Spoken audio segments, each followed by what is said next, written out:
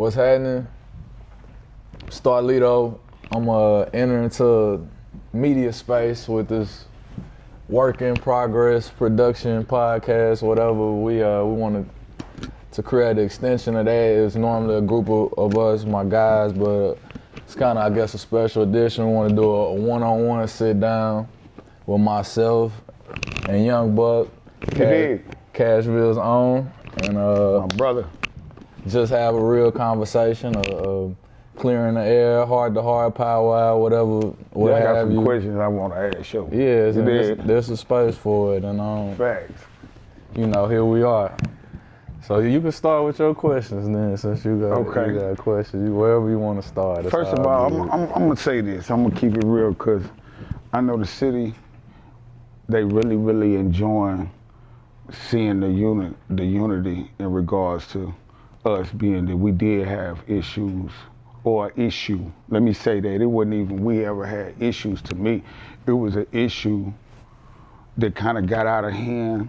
Me as a man to start this thing out from the very beginning. I feel like, you know, it's only right for me to be as real with myself and say I felt like I handled that issue. I could have handled it in a better way. And just to be at this point where I'm able to sit down with a person that's been my brother from day one and to watch you, you know, go through shit just like I go through shit, but continue to fight through adversity and keep it going, not only for me, but for the city, homie. I'm more than proud of you, but I do owe you that apology of saying, look, homie, I could have handled that better. And I respect the way you even handled the situation, cause the streets know it could have got crazy. You about your business like you supposed to be. You ain't your circle.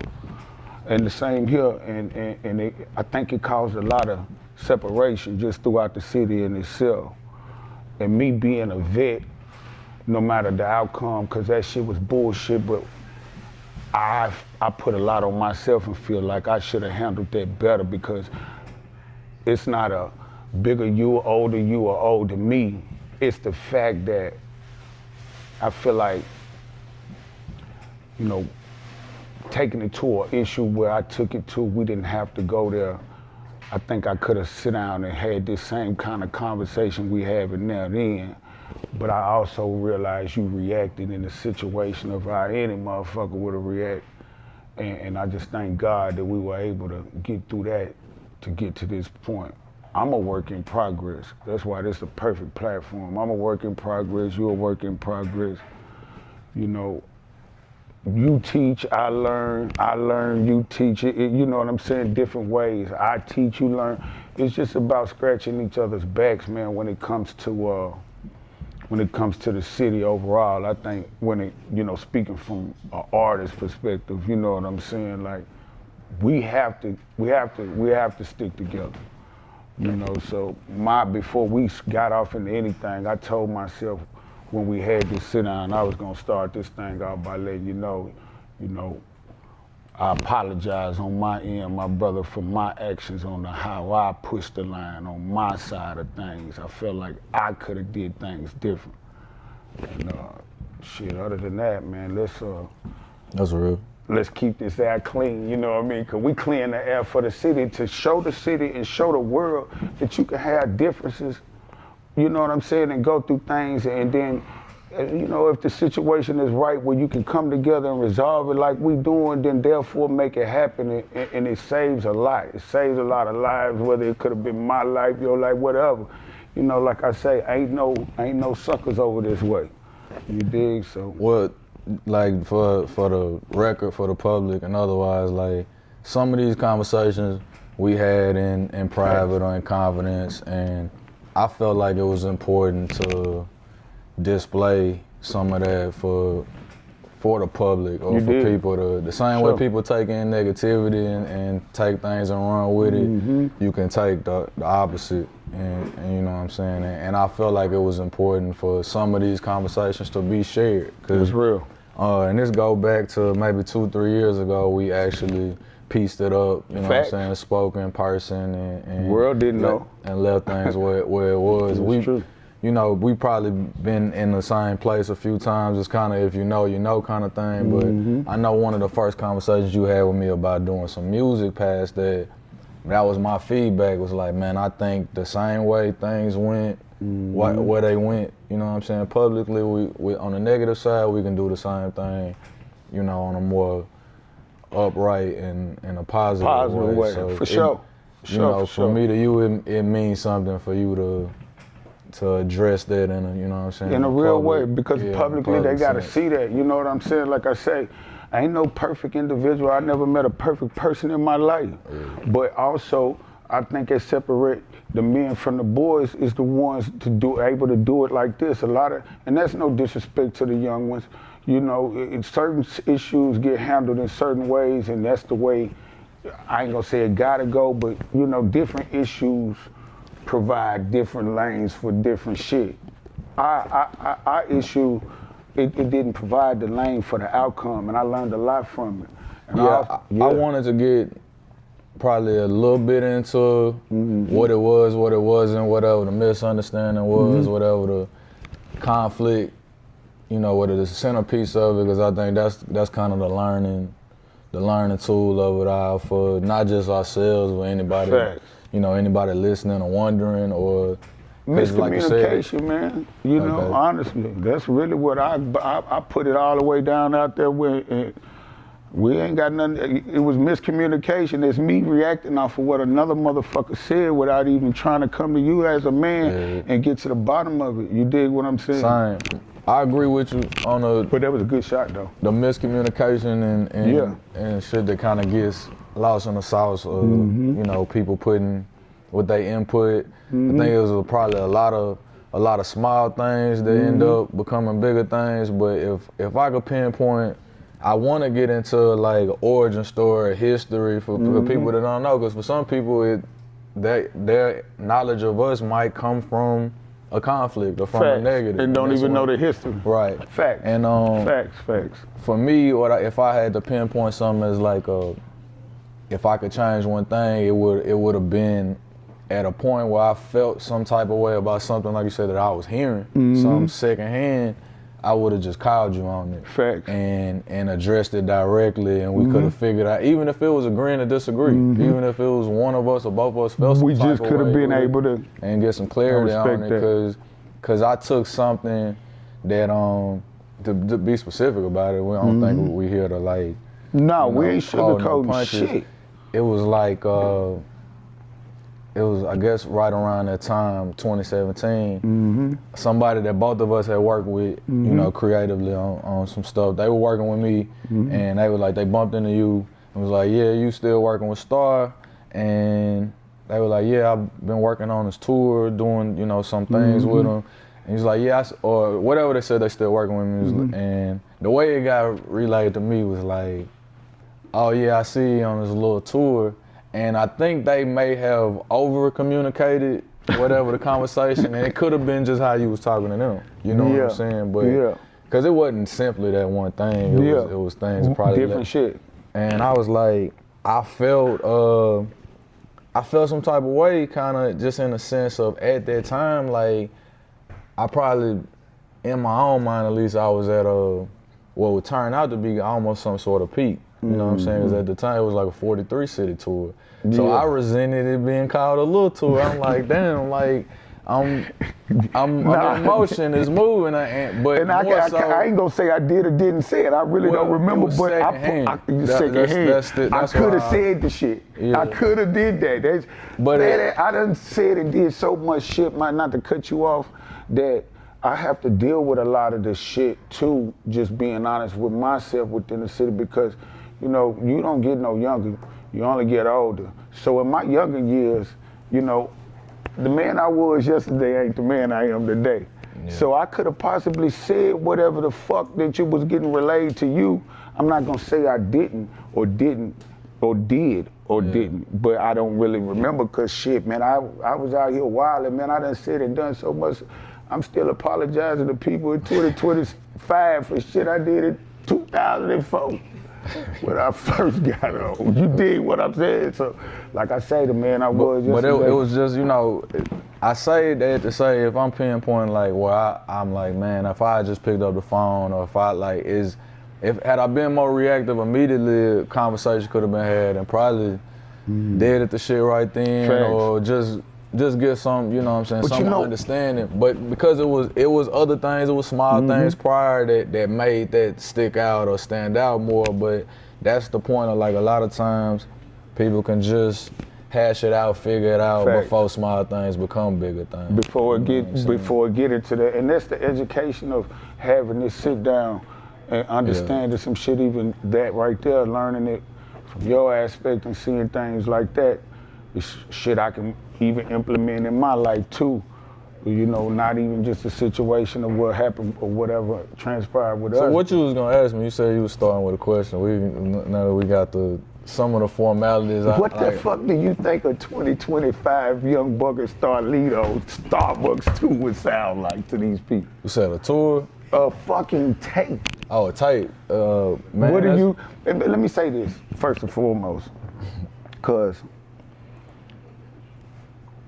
I would even get away from that, just a record in itself, period. You know, we not even thinking of just even, because of course, you know, everybody got their thing going, and like I say, I'm loving the Step Brothers project with you and Trip. I'm probably, y'all two biggest fucking fans, so y'all real spitters in my world, and sure. I know what you come from, so, you know, I've always told you from the beginning I seen it. I ain't trying to take credit, but I knew this nigga was gonna be him regardless. From the beginning, you been out here fucking with that, with this mic shit. So even just doing so much, a lot of people don't know the history of what we have musically that we've created, because a lot of our music was a lot of locally hits and shit like that. A lot of shit was driven locally, or we done records that, you know, of course they test around the world, but I think we owe the city. I think we owe the city some music, man, together, bro. Because if we can sit down like men and do what we doing and squash all bullshit, then I think it's bigger than just this. Now is the time for us to put something together, you know, musically. You know, you got artists, I got artists. You got a label, I got a label. Everybody's pushing for the city. But I also think it gives us an opportunity to be able to open the door too and just possibly create a project where we not only make it about us, but make it about the artists that deserve. Man, to me, to get that shot. You did. That's a good starting point, a good first question, because I want to return kind of to, like I said, the roots and the origin of it. I to figure some of that out. Thanks. But to me, it's just it would be like grown man music on that type of time. Like right.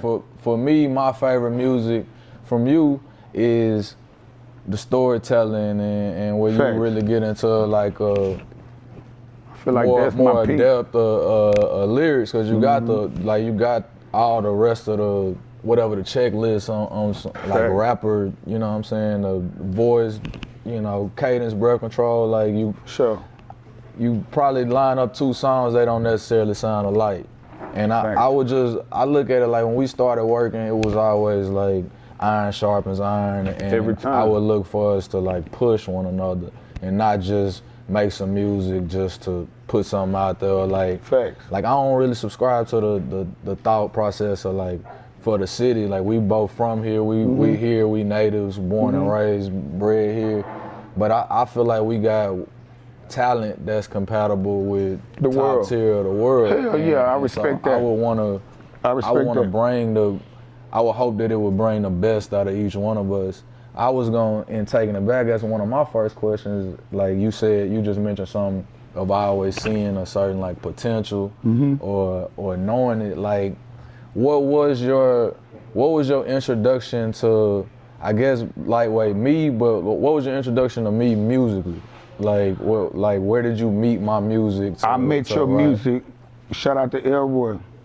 I met your music by basically being in the streets like any other individual that was around here, but then also being affiliated around an individual that's right there with you that was like, look, nigga, you gotta check it out. And I was like, man, this young nigga here cold. Yeah. So that's how it first got introduced, and then it went to, you know, man, let me get with homie and see and work. Let's make something happen. So that was the introduction of me getting hold of your music, was through Elroy, but at the same time, as we got amongst each other, you know, you already kind of can, you know, as an artist, you know those, you have a feeling of the ones that got it. Like, I knew you had it, you know what I'm saying?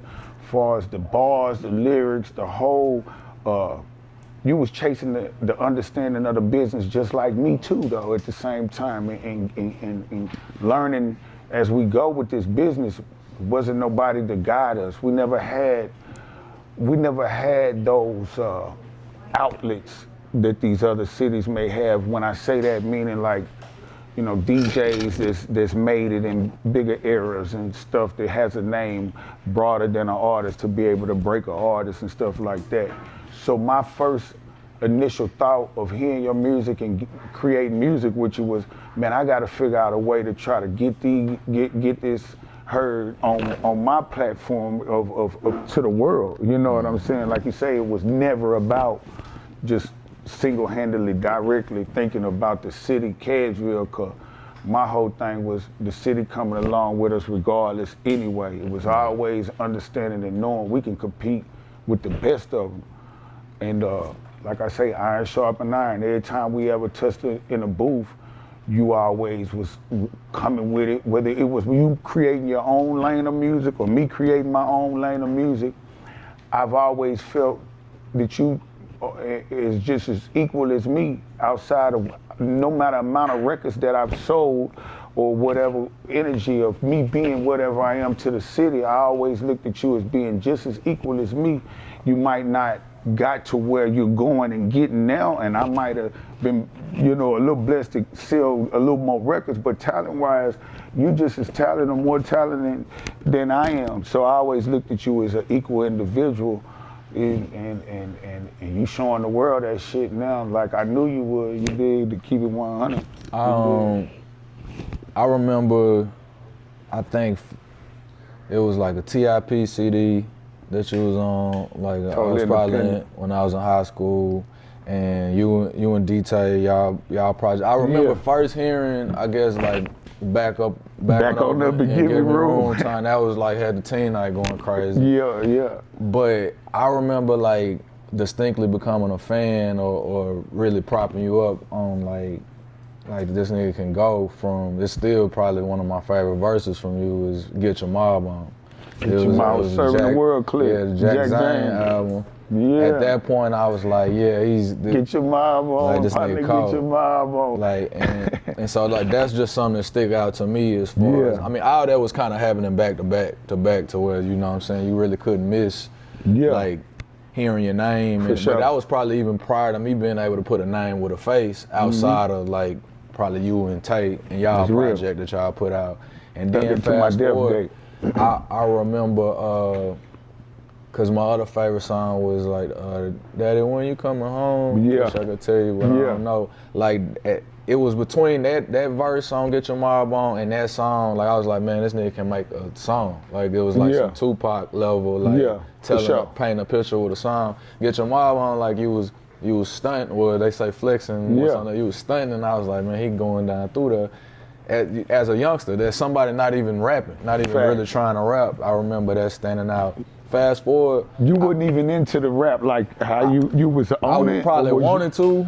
I probably wanted to, but it was. I'm just saying. I'm like my relationship to your music versus where I was. Where you was. Nah, it's interesting to me because I'm like, damn, as cold as this nigga is, he had to be fucking with this shit back then. Cause me personally, I was rapping, man, and fucking around with this shit, and actually knew I wanted to do this shit when I was fucking around like 14 years old in the trap, right up the street, pursuing it, man. I swear to God on my kids, I used to sit 2 streets over in the trap with a bulletproof vest on at this house up here on the corner, doing whatever I did. But I had a notebook pad that I would write raps to other niggas' beats right up the street.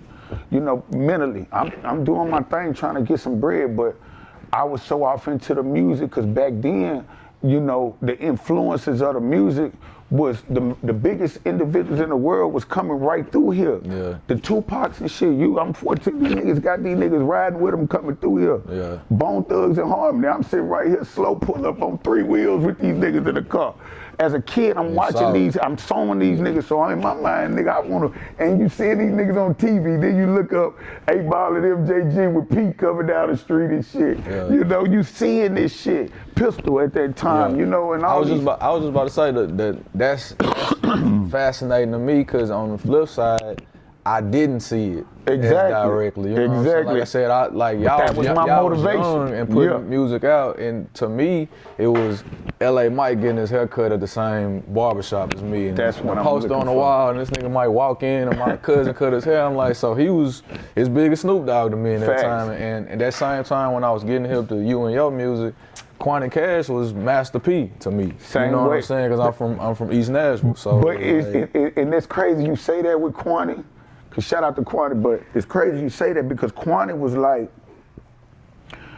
responsible for a lot, even in my upbringing in my career. A lot of people don't even know the relationship that I have with Quanti. Quanti played such a real part.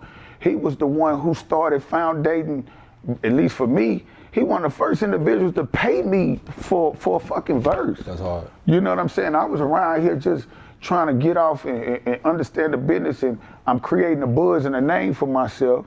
And Quanti, you know, his buzz and his name was from the streets. You know what's up with the Clint Dennis and the Bottom Boys and shit like that. They already done foundated they shit out here. So they was always reputables and shit like that. So when he started fucking with the music, you know, he immediately introduced me to being paid for my fucking, you know, for what I'm doing. And because at the end of the day, it was all about love from the beginning for me. It's like, I'm gonna jump on your shit, jump on anything, you know, we could do to try to make it happen. And Quanti was like, nah, I'm gonna pay you for this shit. You dig what I'm saying? And that right there was one of the lessons that I've learned, and he's always spoke and speaks on the value, or upholding the value, your worth. I was gonna say, shit, you know what I'm saying? I definitely would credit my brother, man, with setting a standard, like you said, for valuing your talent and really hustling. We had a conversation recently, and he was telling me, like, when even having distribution deals, he would press his own music up and take it to the distributor, like, just to make sure they didn't beat him. You know what I'm saying? Man, and I'm that's like, killer. I was like, that's a whole nother level. That's a whole nother level. Especially considering the age that he was at that time. Facts. And also, Quanti technically went platinum when I was going platinum. He went platinum with a movie. Yeah. You understand what I'm saying? Quanti sold millions in a movie. You know, and he goes, you know, like I say, the accolades of some of these individuals from my city, as well as DJs, which we can get off into that too, because I can speak on some of the DJs that play a real important part to creating not only, you know, what we have as a city so far, but creating Young Buck, because they played the fucking records. They took the risk of saying, okay, we're gonna play this shit. I want them to understand they gotta continue doing that now, even more. Y'all gotta do it more than ever now. Now we need it more. We need a segment cut out in the middle of these clubs. Shout out to all the club owners, all of this, because I understand the business. But let's dedicate some energy to these music to breaking Cashville. Like, we play all these other people music and everything, I love it. But I'm so focused on making sure that we get something else up out of here, just like yourself, and continue to break us in our city, because people need to know when they come to this place, the talent is here. And we can't do it without these clubs and these DJs that break these records. You know, back then it was about, you know, not only playing what's hot, but playing what's new. And I'm gonna play it consecutively, so after a while, you're gonna pay attention to what's new, and you're gonna react to the same shit that you see worldwide. You're gonna give, and it's gonna start breaking these artists and start creating a sound. We can't create a sound until the DJs get locked in too. and the club owners, nigga, let these niggas play what they need to play for us. We'll talk later on that. Yeah, I was gonna say I wanna work our way to present day. 'Cause I wanna, like I said, I wanna establish like the origin story and the backstory, because you were saying like Roy got you hip to my music directly. But you probably don't remember this, but like I said, I mentioned how I got hip to your music. When I actually formally met you was in a studio. Like, you were about to drop your debut album, so this had to be, and I had just dropped my first mixtape. 2004. Like, this might have been 03 or very early 04. And you had a session, and bro, I swear it had to be at least 15 niggas, like rappers from Nashville there. And I literally had just dropped my first tape November 03. Yeah. So if it's 15 niggas in the room, I'm the little homie. Yeah. Like, just like, you know, without pinpointing everybody, I can't remember everybody that was in the room. But like, I walked in and it was kind of a who's who in terms of Nashville rap at that time. Like, pretty much everybody that had music out, and I was just getting out of the, you know what I'm saying, at the starting block. That was killer. Yeah. Bring that motherfucker over here, let me hit it. I was about to say some hot shit. That's what just happened.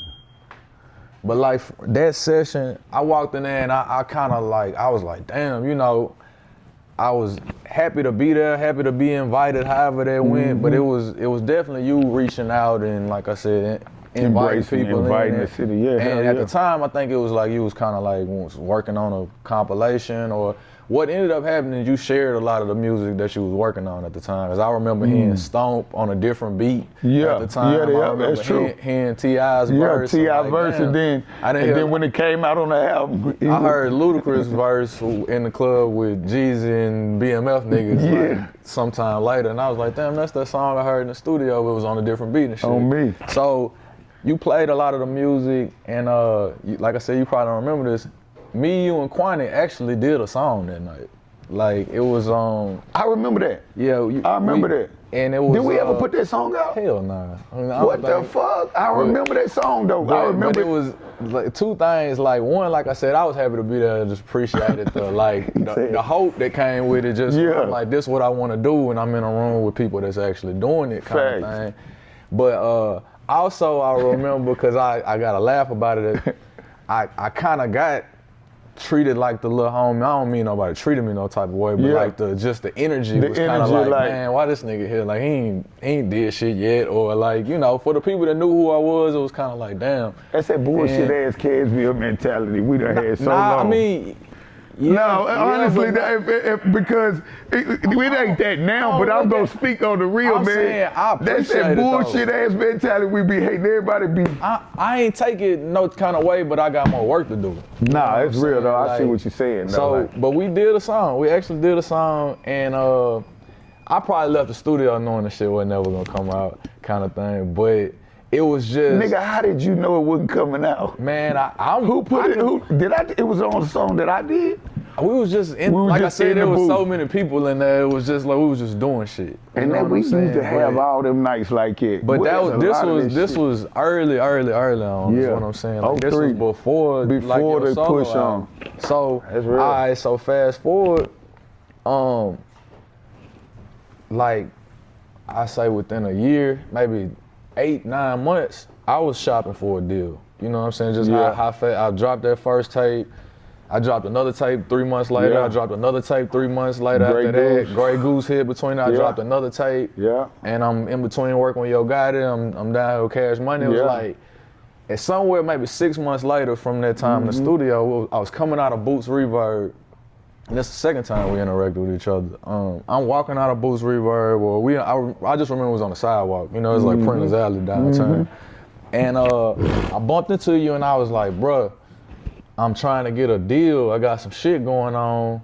I need you on my project. It ain't gonna, you know what I'm saying? Your album was out by that time. And I was like, it ain't gonna look right if you're not a part of what was going on. I'll pay you.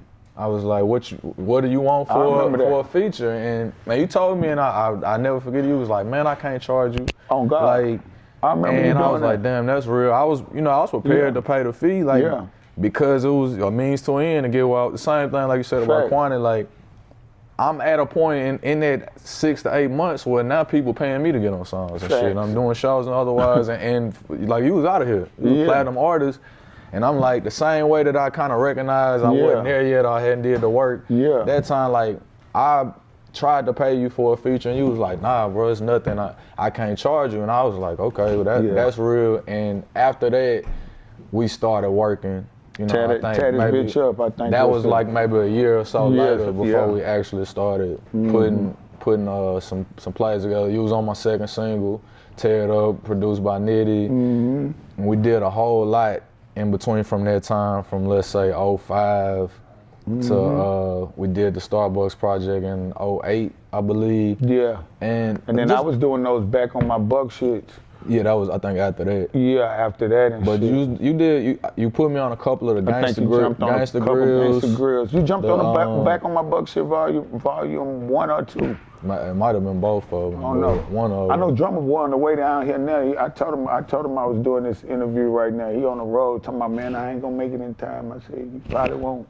Shout out to Drummer Boy though, but it was like to go like one, how fast things happen. Like I said, for me, going from I almost feeling like I was out of place in that room with a lot of y'all to within a year, you know what I'm saying, I definitely had a presence and was, you know, in the game, so to say. Yeah, you grinded your way through this shit. That was 20 years ago. For sure. 20 years ago. That's what I was about to speak on. Like these, you know, these things that, you know, they say what they say, with a motherfucker go through in life make you who you are. Yeah.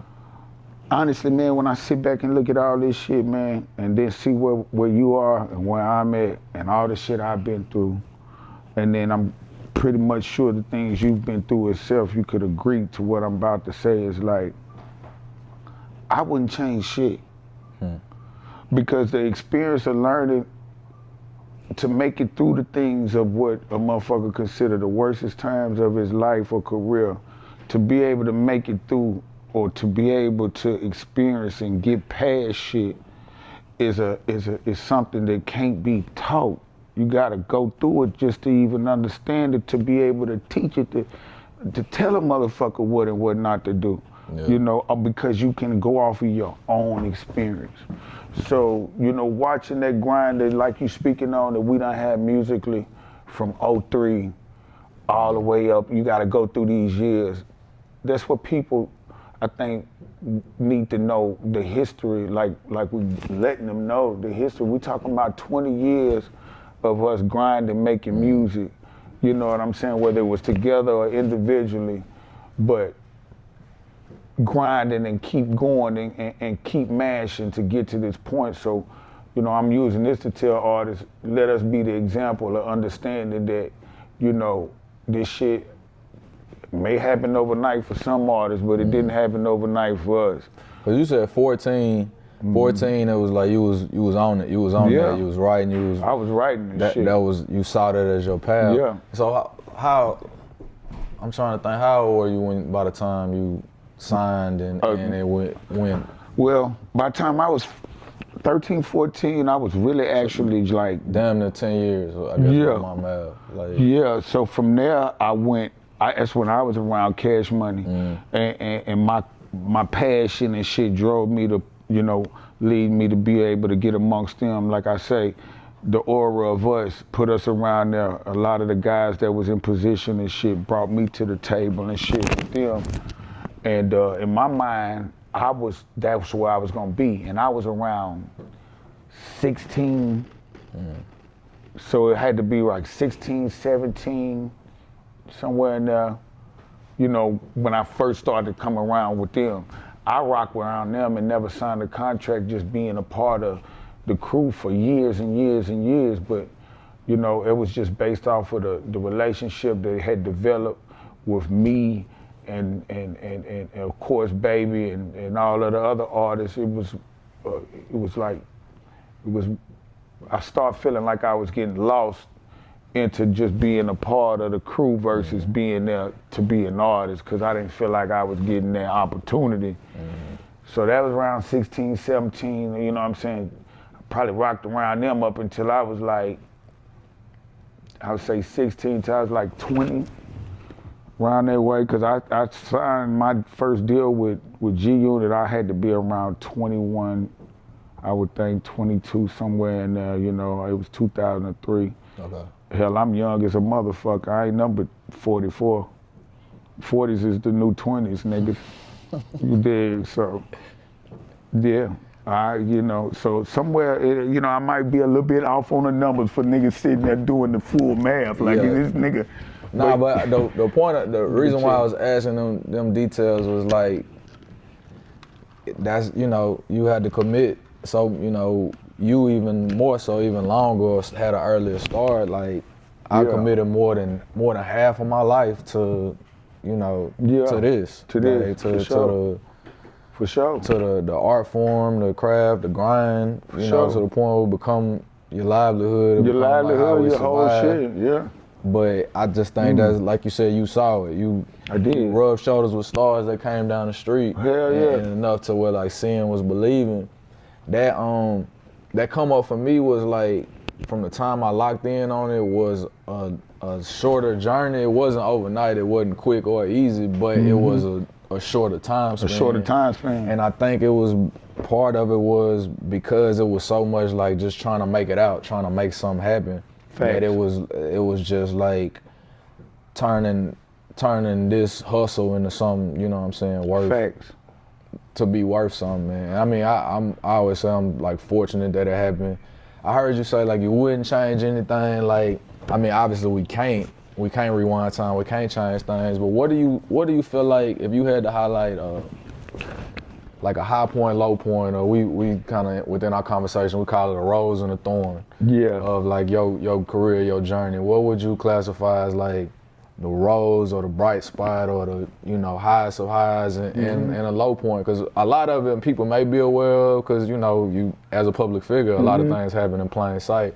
But from your vantage point, maybe what people wouldn't know, what was the moment that you looked at as like, either I've arrived or this shit's sweet, or is it, you know, and then the other side of it, because I mean, some of it I probably was even around for, you know, I had a closer perspective, but just to share. Yeah, that's a hell of a question. Hell of a question, Lito. I would say, man, my rise and my rose point of it all was being able to get my mama about the projects, honestly. Yeah. And then as a doing it from as a celebrity, like my mom was on South Fade at that time I got on. Yeah. Living with my sister, my whole family was living on South Fade at that time in the bricks over there. So I had blowed the fuck up and shit like that. I remember my mama calling me one time and telling me, you know, son, I done walked out all these CDs on my porch and shit, like niggas was bringing their tapes and dropping them off on my mama project porch and shit, like. And then I had to convince her, man, mama, it's time to go. We finna go, you know what I mean? So buying her that house and getting up out of that environment and shit was my rose point. And doing it through the music and you know, I done made it, you know what I'm saying, from off the music. My lowest point was losing it all, including the same house I bought for. My rose point that I had was being able to take my moms out the ghetto and put her in a home. And my lowest point was watching my moms have to lose the home that I made my rose point on. And I vowed to myself that I would never in my life allow myself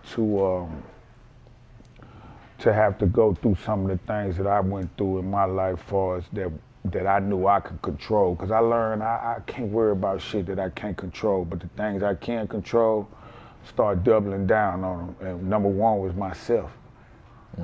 That's the number one thing. I can't control nothing else. You can't control your goddamn self. So I started mentally getting myself together, but that's truthfully what it was making it out the ghetto and damn near kick back to that motherfucker.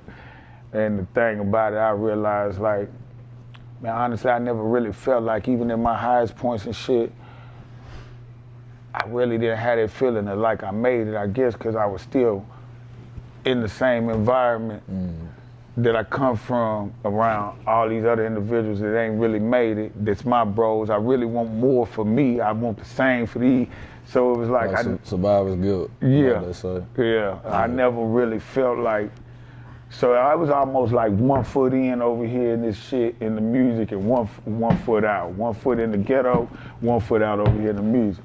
Fucked up part was I made it out the ghetto and lost it all, and then had to come back to my roots. Yeah. But that 1 foot that I had over there that never left made my roots have open arms saying, hey, we welcome you. You ain't never left you. But that gave me enough energy and encouragement to do what I'm doing now, to stay at it and get on up out of there. And you play a big part of that by doing this right here. You know, I love you, bro, for real. Cause nigga, you know, they don't make them like you a lot. You know what I'm saying? Like you see a lot of things that I didn't see, and then I'm watching you kind of like really grow into being the boss that I know that you gonna be and could be and is now. So it's like, man, for me to be doing this, that's what you do it for. I got a lot of proudness in the inside for you and a few band play. Shout out to band play, you know what I'm saying? He produced so much music, and being able to let the world know the history of what we've done musically. For sure. Yeah, we got up to what about 08? I was about to say about the I was about to pinpoint the Starbucks project. You was asking about a update. With band play is a part of our collective story. Collective story, you know what I'm saying? For sure. Working with band for 10 plus years, shit, going on 15 years now. Y'all definitely had a close-knit working relationship. Me and Band about to drop an album in 2026.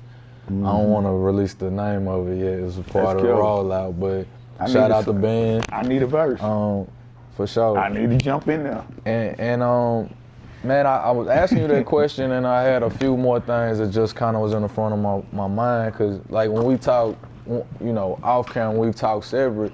I told you, I was like, man, people ain't really had an opportunity to get but so much like vulnerability or transparency out of you. I mean, you've been a rap star as long as I knew you. You know what I'm saying? And although we at times had a closer knit like relationship, working relationship, it's still so hard for people to get behind that curtain of, you know, the showmanship. It's or true. Like you are who you are to the masses. True. And a lot of times, even if we want to be vulnerable, we ain't allowed to, because if we having a bad day, that ain't gonna stop somebody else from wanting to take a picture or just get a goddamn autograph. Or view you how they view you. It's true. And so even in sitting back, even in when we wasn't in the greatest of spaces, I would sit and watch, and I would get frustrated on your behalf if you sitting with somebody and they asking you something to try to get something, a clickbait or to get a moment. That's real shit. I'm like, man, they'll steer the conversation a certain way, and I'm like, man, your experience I think is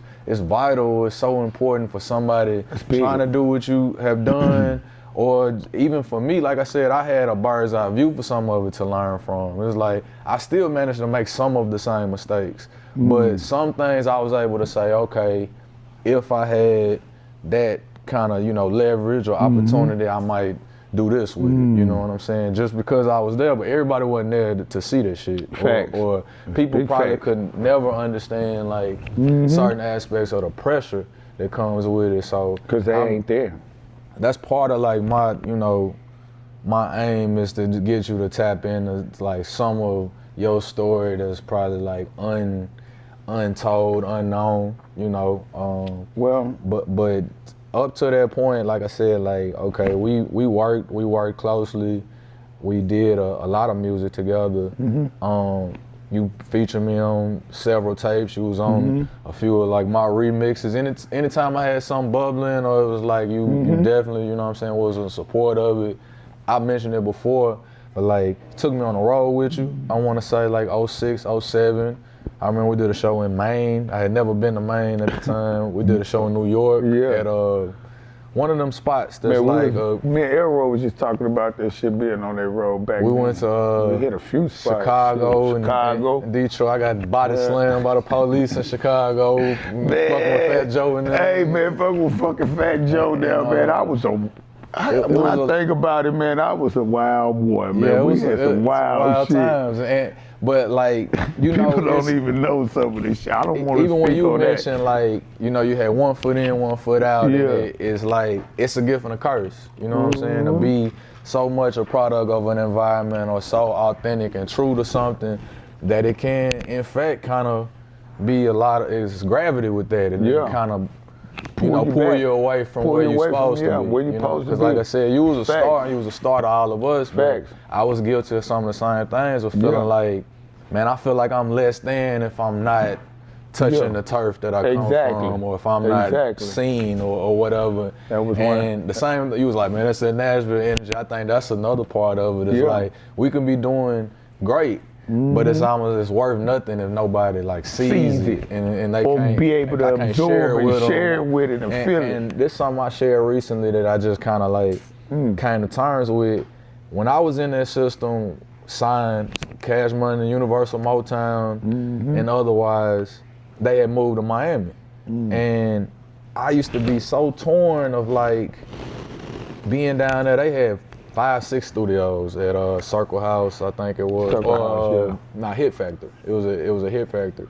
They had several rooms. Anytime I was down, I got my own studio. I could stay down there as long as possible. Hit Factor. And I just wanted to get back home. Like I might be down there for 4 or 5 days. Man, I might make 10 songs, and I'm like, man, I gotta get back. Cause somewhere I'm like, I ain't gonna have nothing to rap about if I'm just down here on rapper time versus like, I gotta be in the hood and mentally, that's where I've been there too. And that shit got me in trouble every fucking time. Every fucking time. I think about it too, it's like, man, when I be looking back on shit like you say, I'll be out, you know, focused, working, doing out of state or whatever, making focus and making records in mind. I'm trying to hurry up, get this shit done so I can get back home. Yeah, for sure. Come through the city and I've been with you on that. That's what I'm telling you. I'm being on the road with you. I'm saying that to hell yeah. To say you know, I'll be like, man, fuck this shit, man. We gotta get to the crib. We here in Chicago, then we in Detroit the next night, and you might get a call on a tour bus like, man, such and such want me to go to New York to do this, and we like, damn, that's what's up. And you like, man, fuck that, I'm going back with y'all. And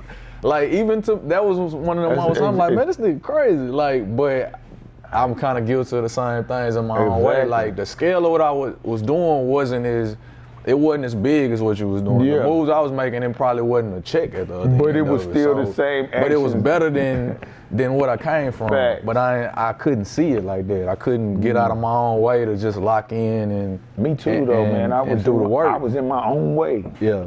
And so like I just think that's just as important as we talk about the highlights and the peaks of it. That's how a lot of shit go and slippers count, as they say, because that same timeline we was just doing music. Man, we looked up and we got 15 songs together. You know, I'm coming out to the crib, we stand out there to the sun come up, just making music all fucking and I'm night coming with music. You know what I'm saying? You ready to tap? I'm like, nah, bro, let's do another one. You know what I'm saying? And we look up, we got a project worth of material out, ready to put out. And the Starbucks, the timeline of it was like right around the time where you and 50 Cent clashing. You know what I'm saying? And having whatever y'all original issues was and phone conversation and otherwise. And I remember distinctly like, bruh, fuck that shit. Like, do what got you here. You know what I'm saying? Like, issues aside, like, just, you know what I'm saying? You are who you are and just do the music. Like, the shit undeniable.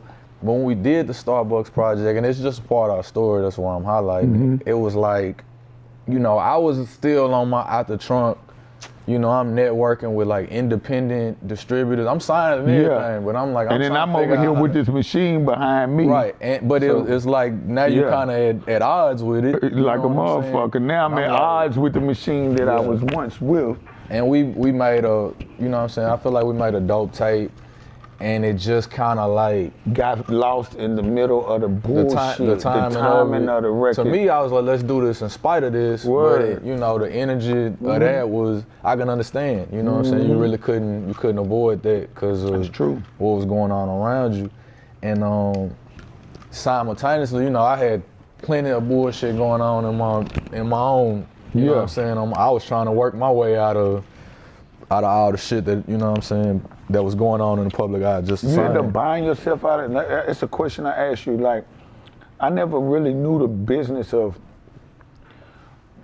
how and what in regards to. I know you was mashing with over there with Cash Money and with Gotti. Yeah. Did you get in a situation where you had to actually buy yourself out of your contracts with either one of them?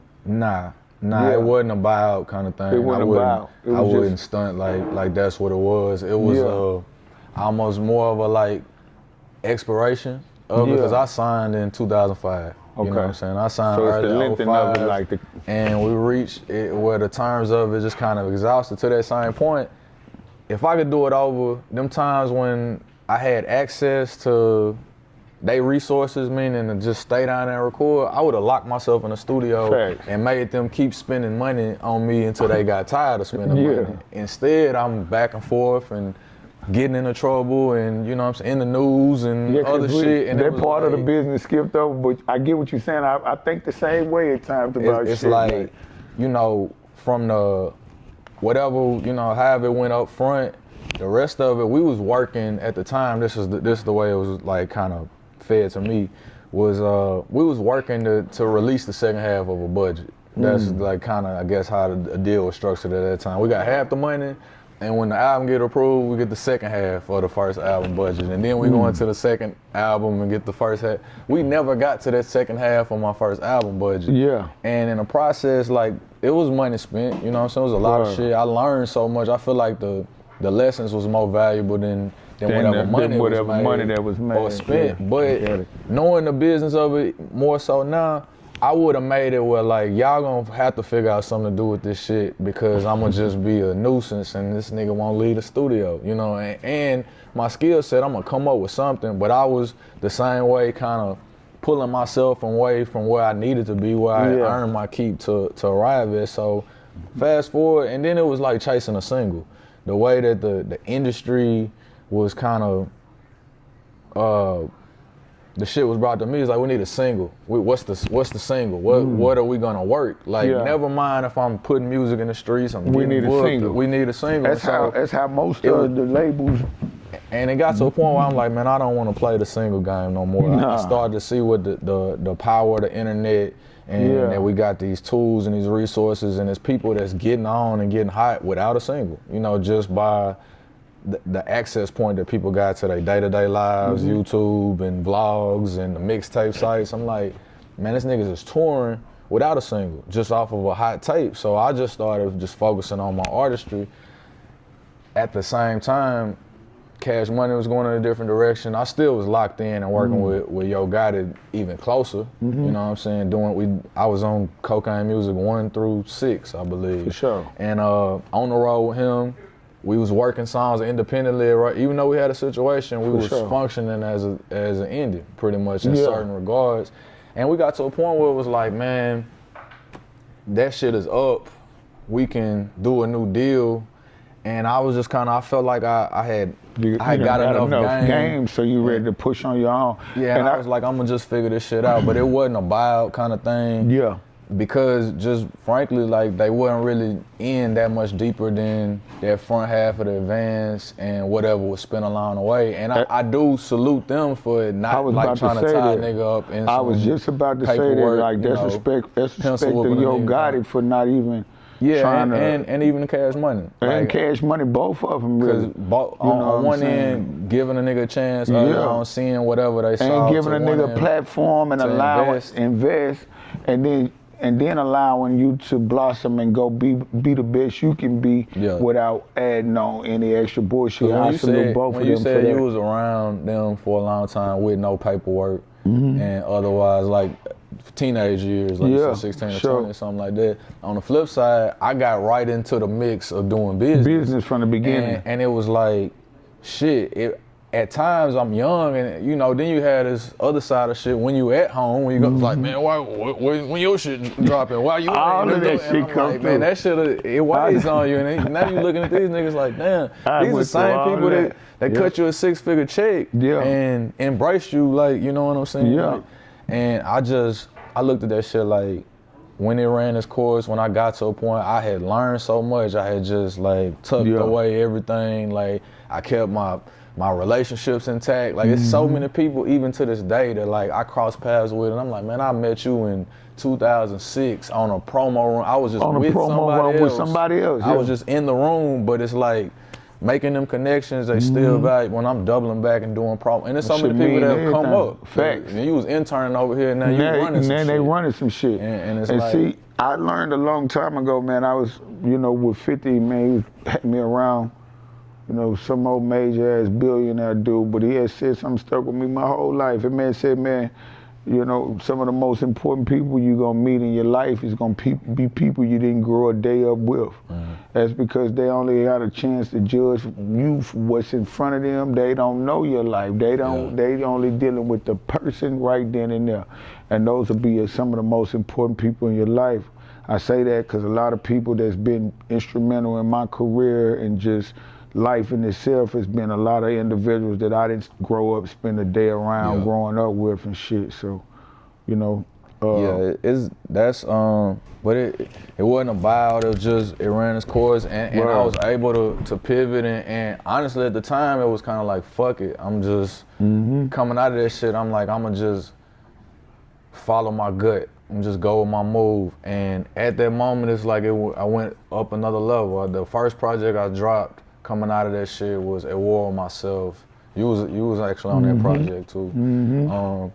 But I just took the best songs I had on my computer at the time, and I was like, man, ain't no fucking rules. Like, I'm gonna put this shit out. Like, I had figured out, like I said, I had got relationships with live mixtapes, and like I had these people direct contacts, and you know, to this day, even meeting with labels, like people was like, damn, that's who do this, it's like, shit, is me, largely. I mean, I'm thankful to have a team around me to support and help along the way and delegate things. But it started out with you just doing everything. Man, it's me sitting there like, fuck it. Like, shit was the best way to do this shit too, homie. Them songs I put out on that tape, I still perform some of them songs. I toured off of that music for 2-3 years, like faithfully. I put that project out in like May, and by the fall, I was booked, like I wanna say I did like 12, 13 shows that December.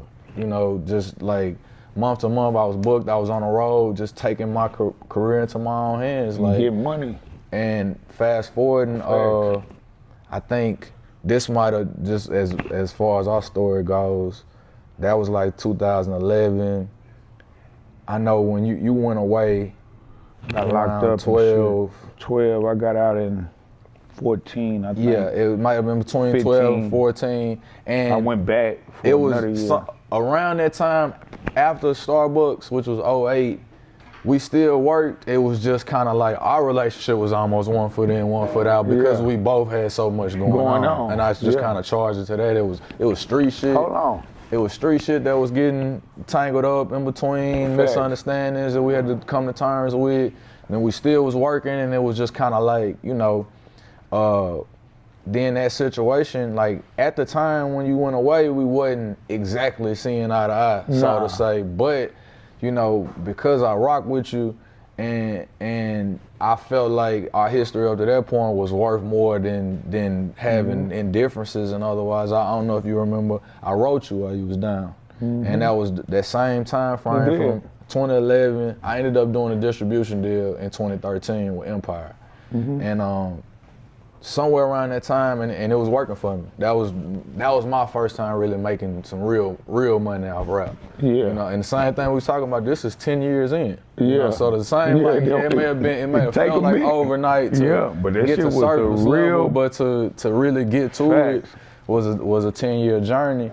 And I wrote you while you was in there, and was just like kind of dead and whatever the misunderstandings was, and I thanked you for the, you know what I'm saying, opportunities and shit that it was shared, and it came my way up to that point. And just, you know, from me to you. That's some real ass shit I wanted to tell you, man. I'll be sitting in a penitentiary and a nigga writes you, man.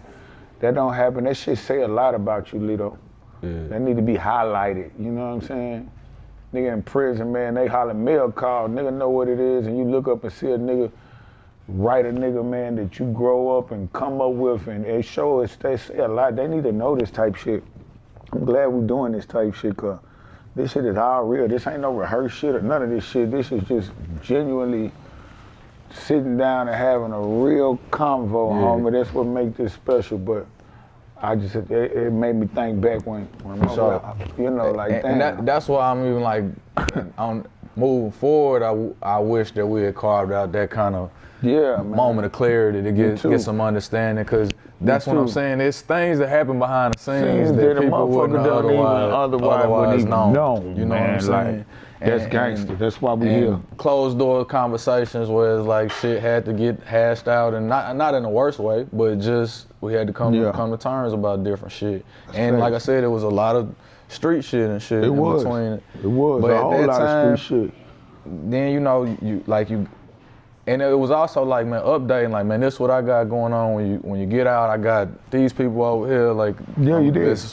I'm getting some real money with, etc. I don't know your situation. But when you come home, I got what, and we can make something happen. And kind of fast forward, that's after that, it kind of went in a different direction. We was working when you first got out, and I remember I brought Dolph up to the studio with you one time. And I think me, you, and Trip did a record, because these was people that I was working with real close in the time when you was away. Yeah. And you brought Dolph around me, period. Yeah. That's the first time I think the first time I met Dolph was then. If I'm mistaken. I believe so. And like, I remember, this is just a side note, it's a little bit, it's another record with me, you, and Kwame. And man, this was in 2015. This one came out. Yeah, this was on one of my projects. It was on I think Kwame, me and Kwame was just talking about this song. We were just talking about it. This was kind of the beginning of. I put it up on one of my posters not too long ago too. We had a song called. I can tell you, I literally just. It's on intro version. I know it's called. Damn, I took a clip in Still Thuggin'. Still Thuggin'. Is the name of the song. I put my verse on one of my posters on my Instagram. All right, so this I can call myself out, or I can be transparent just the same. When I did I was doing this intro version tape, and this was syrup sip. This is the height of my syrup sipping days, which just makes you angry and a difficult person to deal with yourself, damn near. Especially waking up off that motherfucker. Go ahead. I'm doing this tape, and I had the idea of like, man, me, you, and Kwame ain't never been on the same song. You know, going back to like, it almost happened in like 03, 04, but so I sent, Kwame came to the studio and did his verse with me. I sent you the song, and we was probably like a day or two, like, bro, I'm gonna do it today, and like, keep in mind, this may be the 40th song we ever did, so it's really an afterthought of us working, but I just was on a deadline, and I felt like, it took a couple days, and when you finally did, you called me hype, and you was like, man, I just killed this shit, I'm gonna send it to you. And I'm just being real, like, you sent me like an 8, you sent me the shortest verse ever, and I was hot at you. I'm talking about I was hot. Cause I'm like, I hold you up in a high esteem as like a great rapper, and I'm like, nigga, you sent me an 8, like it was a open verse, you could've rapped as long as you wanted to on there, and I'm like, this nigga sent me 8 bars. To me, it came across, you may have just been rushing, I had something going on. I was like, damn, he really didn't want to do it or something. I didn't know how the song was. And I told Kwame, I was like, man, that nigga ain't never got to worry about me asking him to get on the song again. Like, that's just, like I said. Hey, but listen, man, if I did the 8 bars, it was probably me thinking that, I don't know, man. I ain't got no excuse for that. I was a piece of shit for that, man. Fuck that shit. I don't remember. I just fucked up on that one. I don't know why I did 8 bars. This is how I can admit to this. I'm so fucked up as a person. We have not done a song since then, because that's how I felt in a moment. Well, I'm glad we had this conversation. Can we get back to making the fucking music now, Lito? Yeah, just don't send me no X back, man. Thank God, bro. He finally let it be known, bro. I sent him 8 bars back, y'all. This is why I ain't been able to get a fucking Lito verse, cause I sent back 8 bars after he sent me a fucking record I was for like, me to do 16. this is history. This I a was moment, a piece of shit. I was a piece of shit to do that. I'm gonna keep it 100. Or I don't got no excuse. I don't even know why I would have did it. Either I was trying to not. But you asked like what? Because I don't think it wasn't no issue. What would a project today sound like? That's the point I was making. I look at it like it is our duty to bring the best, the most out of each other. And in that moment, I felt like, man, this nigga got the least. I was on some shit like, man, I damn near don't want to use it if he didn't want to. But I was like, nah, it's still important. And I ended up rapping about 24 or 32 bars. I just decided to rap longer because your verse was so short. I still love the song. Yeah. But it was like, I had the shortest verse on the song, didn't I? By far. It was. That's the verse was fucked up, hard, Lito, man. short. You could have. I wish you would have. I'm a rapper's rapper. You know what I'm saying? So every feature I've ever gotten, like, it means something to me. Like I said, it's never. Strangely, it's never a contest. My 8 bars was hard though, Lito. At least they were hard. They were hard 8 bars. It just wasn't enough, man. It just wasn't. See, I love that because that right there. Let me tell you something. What Lito is expressing and showing the difference between a fucking rapper and an artist. Facts. To me, anybody can rap. If you cat, hat, back, rap, make it rhyme. That's rapping. Yeah. But to be an artist is a person who understands and loves the music, that dives in the music enough to be creative and you know, find its own niche. It's just different than just being a rapper and going in. So I respect your artistry because I'm an artist my goddamn self. And I would have felt the same goddamn way if I sent an artist a record. Now, I don't have an excuse for why I only gave you 8 bars. I'm pissed about that, but I want to make it up and give you at least 88 bars straight, nigga. And we can get this shit. Nah, man, now, because I understand it from an artist perspective, that's fucked up, and I probably would have did the same thing, man. I ain't fucking with that shit, man. That nigga gave me 8 bars. I said, this nigga. I mean, it just made me question if you wanted to do it. That was really, I guess, the and then what's so fucked up about doing this interview, I can't say, I don't know a record that you ever sent me that I didn't want to do.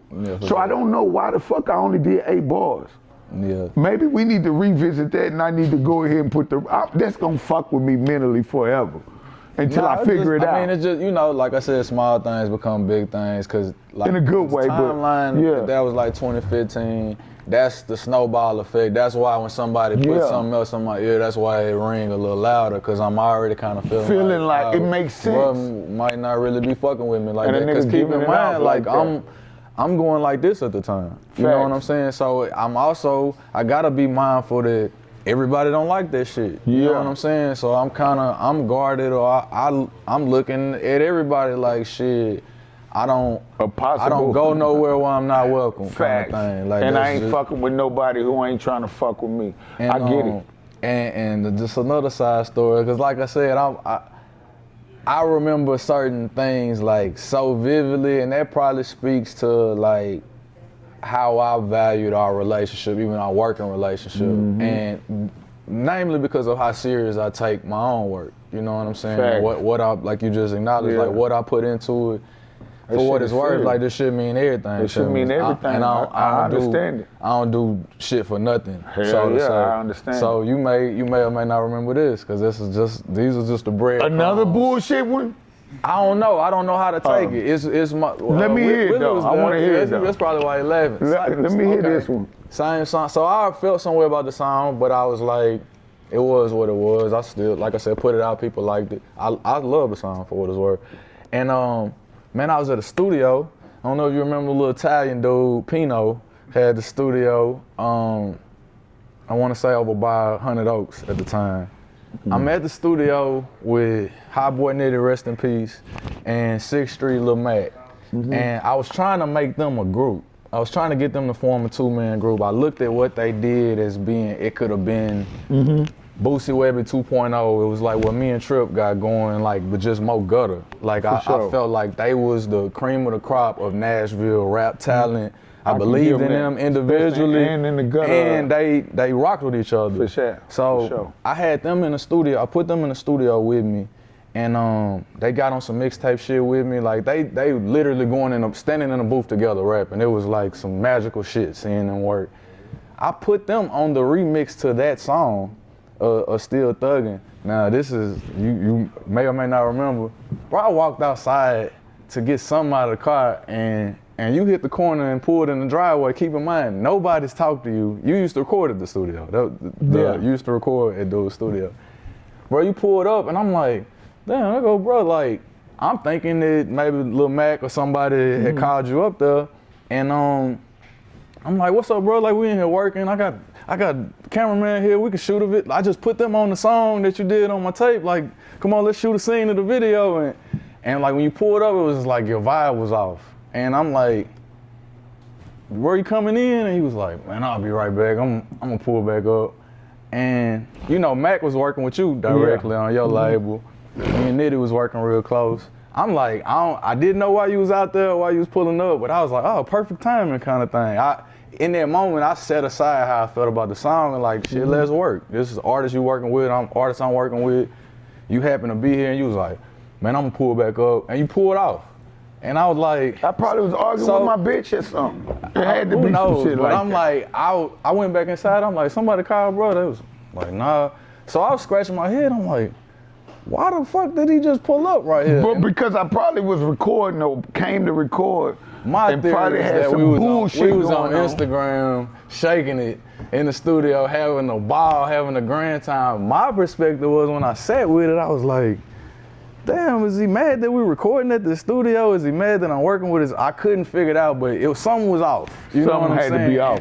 And then you was like, you was pulling back up, you never pulled back. So I doubled down on like, man, dude ain't fit to be fucked with, man. He ain't fucking with me. That's how I took it. You know what I'm saying? I mean, I can understand it now. I'm like, you coming in? He's like, oh, I can understand it now for sure. He smashed off, and I'm like, but it definitely wasn't nothing. It definitely wouldn't have been nothing personally one-on-one with either one of y'all. I remember being at the studio, but you know how shit go, man. Back then, it could have been anything. Arguing with my bitch, beefing with some bullshit or anything, but it was never nothing personal in regards to even that. Well, I was confused is all I'm saying. Yeah, I get what you're saying. Less than really feeling some type of way, I just didn't get it. You just didn't get it. And the more I tried to figure it out. And you're on your way up, so it's like, damn, is this nigga hating on me or? I couldn't make sense of it. I get it. And so from there, like I said, that doubled down on like, man, I don't know where bro is at with me. Yeah. And those was our last interactions. It was. Until I'm like, oh yeah, I see you on this little tour.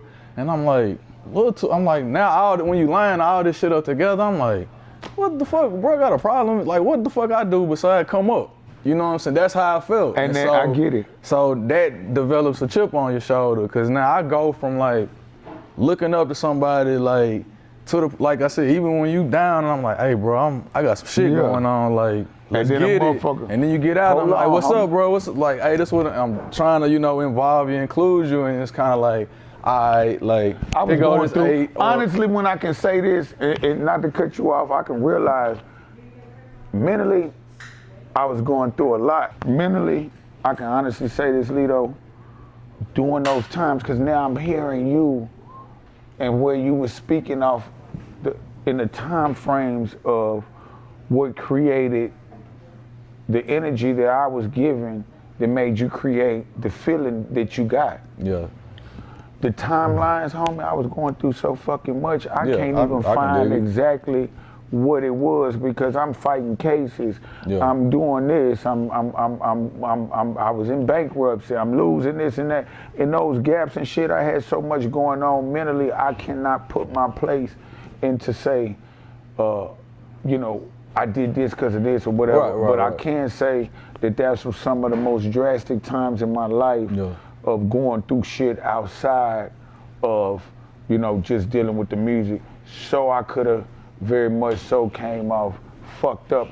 But I can't say that I ever had anything personally against you to be able to say this is why I did, because I never have. I never have. I've always been proud of everything you've done.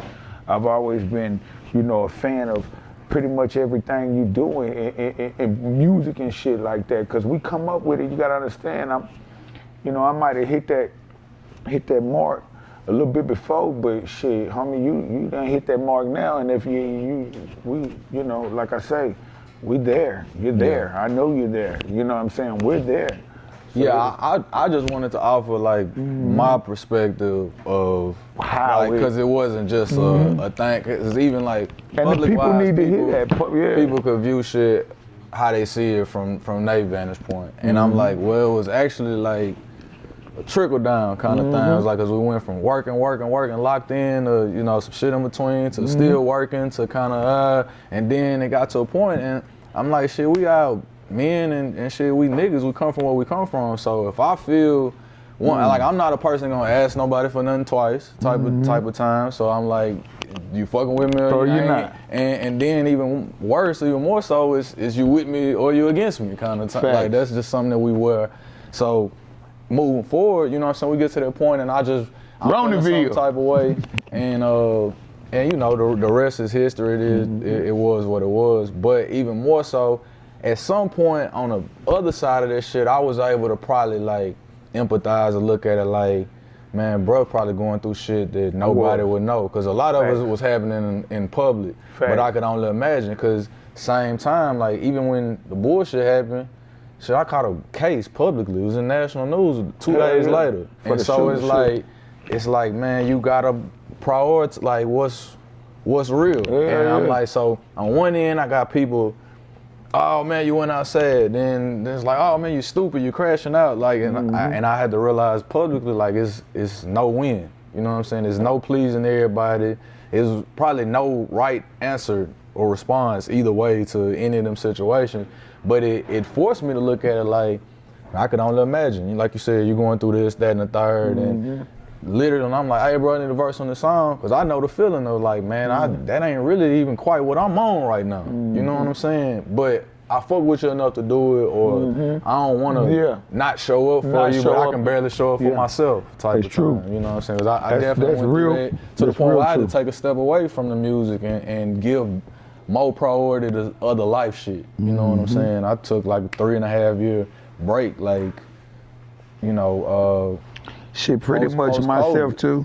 I mean, you know, the going longest through break shit. by far that I took with this shit. Yeah, I did at least about 3-4 years, and it wasn't by choice. It was by force, because I was going through this shit contractually. Motherfucker would hold me back from being able to even release music and shit like that. So, you know, like I say, man, just different fights and going through different shit like that can mentally make a person, you know, say and do things that they really wouldn't, you know, really don't mean or wouldn't do if they wasn't going through that time. So, like I say, that could have been a lot of the issues of what I was giving off at that time in the middle of those gaps. You did.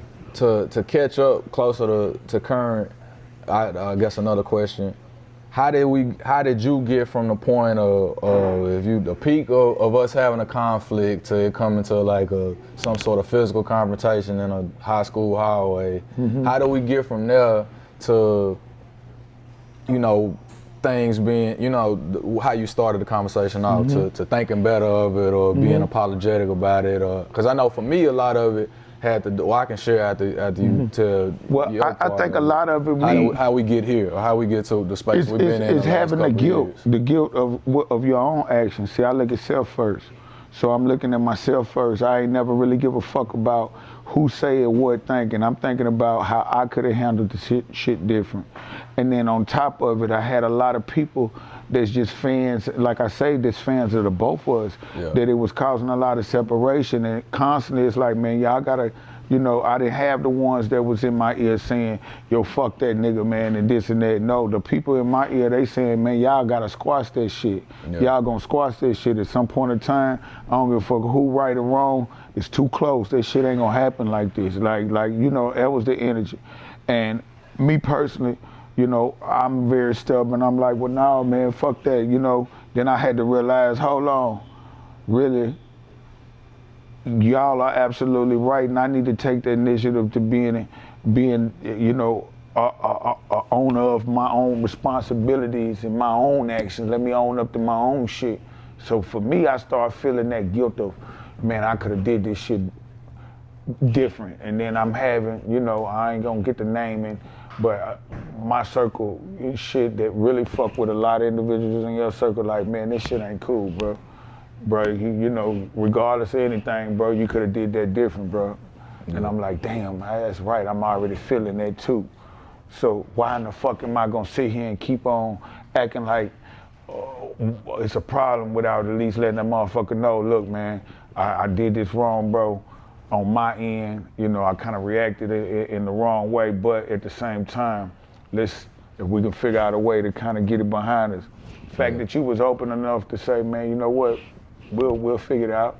You know what I mean? It is what it is, we'll figure it out. But now, look, you really figured it out, full circle, you know what I'm saying? Like, shit is real to me, you know what I'm saying? And it's a learning lesson, and it's something that I don't think we'll ever experience again because me as a man, I can honestly sit here and say, like, damn, you know, you live and you learn. The things you go through in life for real make you who you are. Like, the younger and shit, the younger buck, not to say, I'm still young, niggas, but the younger buck, it was the buck that was just really trying to almost uphold to the fucking life that I'm giving through the music. As real as it is, I'm not even giving myself a chance to realize that I'm no longer in that life. You understand? So I was too busy trying to stay in and please that life. And my actions wasn't just my actions, they was off of the actions of trying to please that life. And I ain't in that life. And then they made me sit back and say, you know what? If I can fuck up somewhere, if I'm man enough to say, damn, I should be man enough to apologize and tell a nigga, man, my bad, if you can. If a motherfucker willing to accept your apology for whatever the case may be. And that shows the bigger man in both of us.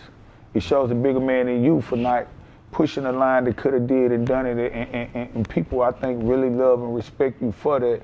But it also shows the bigger man in the both of us by being able to sit down like grown men and have real conversations, and not only just about the bullshit, but the history of the upbringing of us, whether it's through the music and everything else. So yeah, I mean that was my whole like mission of retracing, you know what I'm saying, our history, good, bad, and different from even the beginning. Like I said, certain parts you might not distinctly remember. Yeah, I don't know if you're ready for this next question though. I ain't tripping. It ain't no bad, but it's just being real though. Your birthday coming up, bro. Yeah. I was gonna ask first, where we at? We in the locker room. We at the locker room. Welcome to the locker room. This is my bar. We'll be open right at your birthday. Okay. Your birthday. We opening up on your birthday for sure. So locker room, what's the address? Buck on Buck Cannon, 2203 Buck Cannon Street. Pull up. We're gonna be lit over this motherfucker. It's a sports bar. But bro, birthday coming up. So can I ask my question, man? Go for it. I think y'all appreciate it. We're at the sports bar, locker room. Y'all better come show me some love. You might. Let's keep our fingers crossed, but if we can get DJ C-Wiz in here to make it motherfucker right, bro, we'll make it motherfucker feel like Sensations is back open if we have to. Shout out to DJ C-Wiz, DJ Crisis. But I just want to speak real quick on your birthday in this show. Okay. Cause, goddamn it, the city going crazy. Yeah, we got a show, Cannery Hall. Exactly. Which one is it? Exactly. December 14th. Yeah. Listen. Buck, myself, Webby, we got Big Top, Sweet Poison, Lil Vac, got some surprise guests, we got some people. That's what I was getting to. Okay. I know you got a couple, look. Well, if I tell you, it won't be a surprise. Exactly, so I'm gonna stay away from that, because I was trying to figure out how I was gonna ask the question, but you're right. I don't want to spoil the surprises. I was gonna ask you, I'm like, man, I know you, bro. I know you got some type of surprise going on, so I don't really want to, but you're right, it wouldn't be a surprise. I want to say this though, your birthday is definitely a factor that's ringing around. They know what's going on. We're looking at a sold out event. I just want you to know I'm coming in there to really, really get off. I'm not coming in there and shout out, cause you Lito the type of nigga bring a nigga a bag, bro. You understand what I'm saying? I'm gonna keep it 100. Man, bro bought me a bag here, man. And I honestly didn't want to say nothing, but he, bro, like, you know, I tell him, man, just give me whatever you want to give me, and bro, bring a bag. I said, oh shit. You ain't get to the question part. I'm getting to the question, but I'm getting to the question part. Talk about the show, the thought behind it. So, let me ask you this. I guess the question is, what made you do this birthday the way that you put this birthday show together? That was the sign that the answer is in the question. Yeah, what made you put this together like this? There was a few factors, but the main thing, the primary thing that's, you know, centerpiece of this is, man, for all this journey that we've had and cross paths and things overlapped and both our come ups and otherwise, I would say the majority of people, if you say Nashville, rap, we in the center of that conversation. Fact. If you picking a top 3, top 5, like, we're gonna be in most people's conversation of that. And you know, the work we put in supports that. Facts. But we've never been on a show together. We've never been on the same bill of a show. In 20 plus years, I've been doing shows for 20 years plus. You've been doing shows longer than me.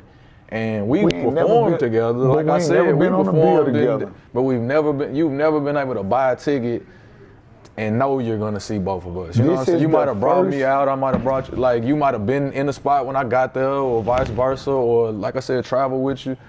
But we are fixtures. We are, Facts. You know what I'm saying, like, facts, and it's the prominent, first time. and you've never been able to say, I saw them on the show together. So that was kind of the mission statement behind that, is like, man, we gotta celebrate us. And I don't just mean you and I, like I named some of those other artists. Yeah, we gotta celebrate us. And the other part of it, having Webby involved, was Webby performed at my 21st birthday party at 615. It was before Limelight. Yeah. Club 615. Webby that was back in the day. Man, we had ice sculptures and bottles of Cristal and all that. I turned 21. Cristal was the shit back then.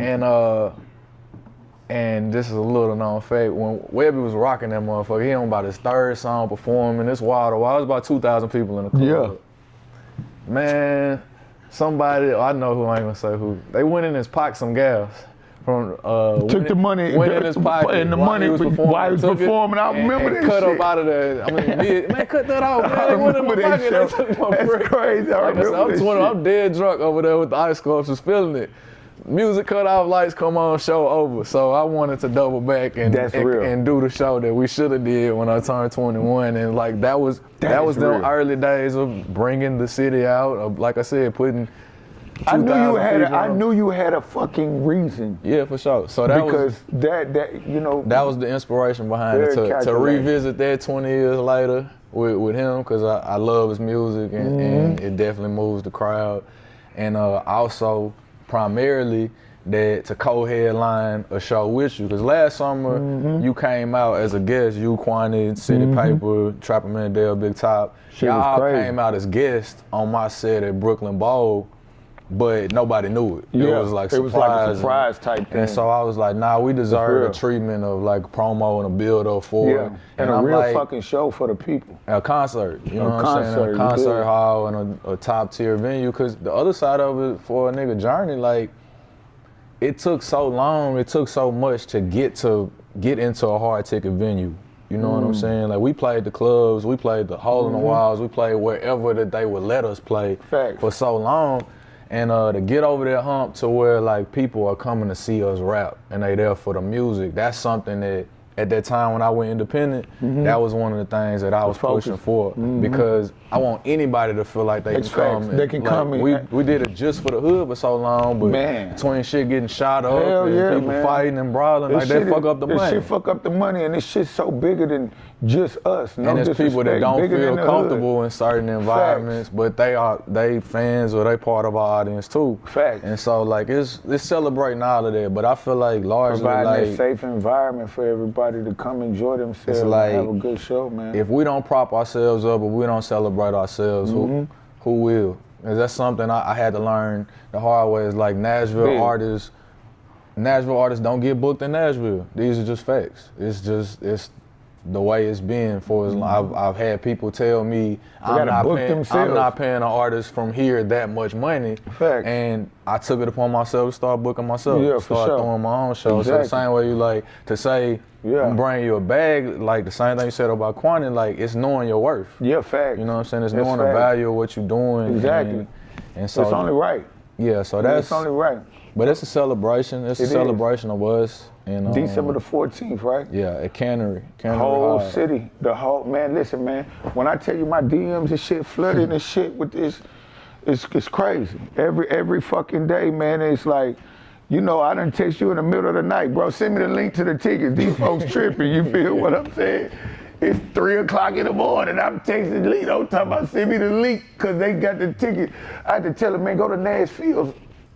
Go to Nashville's page, bro. The link is right there in the bio. Shout out to Nashville. I try to shout out to Nashville. So, like I say, man, I just love the whole thing that we doing. I can't wait to see the whole entire city come out like they are. And I love that you getting that look that you deserve, my brother. You work hard. You know, the music is great. You know what I'm saying? You and Don Tripp got bars. And like I say, man, I got 8 more bars to go with that verse. It's over with. But I love you, bro.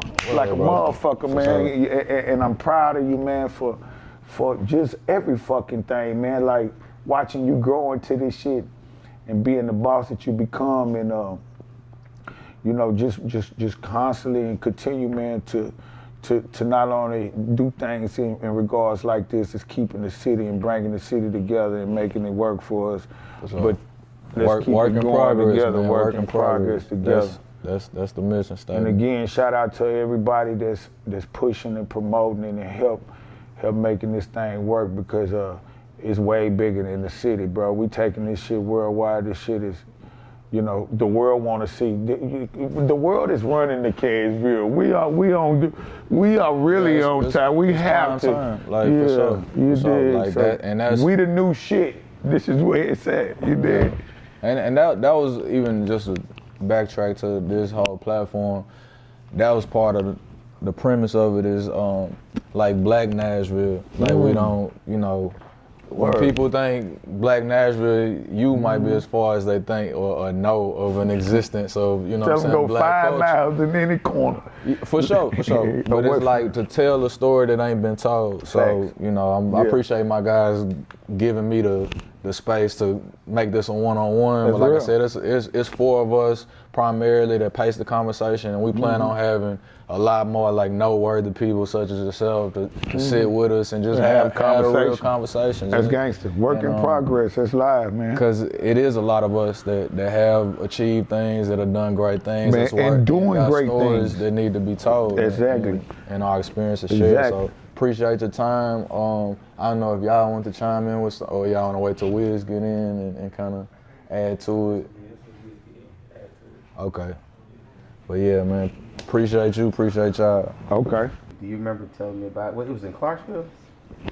I remember the CD with the paper. It was a CD. You had like. We rolling, right? Yeah, we just conversation. Okay, like, so CD with the paper, and you walked up to me, and correct me if I'm wrong. You were like, "Hey, I remember you from Eric." It may have been before Clarksville, because I think by the time we were in Clarksville, I was actually like doing shows by then. But we might have had that conversation. The way I remember, we were at Prism.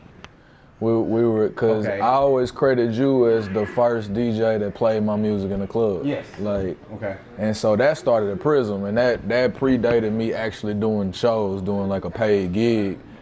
I told you I remember you from Eric Johnson and at my mom's class reunion. They went to high school together. I was at their 10-year reunion. I probably was 9 years old then, or something like that.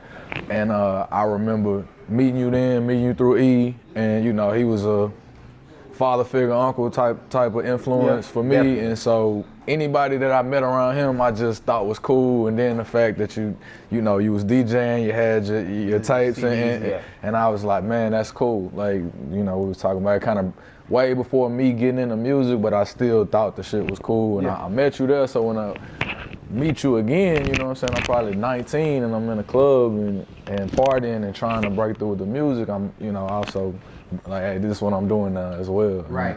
So I was right about the mix CD with the paper insert, the Yep. All-Star. You know what I'm Yep. saying? Yeah. So I remember that. And Probably some shit I printed off of Kinko's. Not Exactly. not even a real CD. That was code. the Kinko's days back then. Shit, it cost me back then. It was shit $300 to print up 1,000 CDs. See?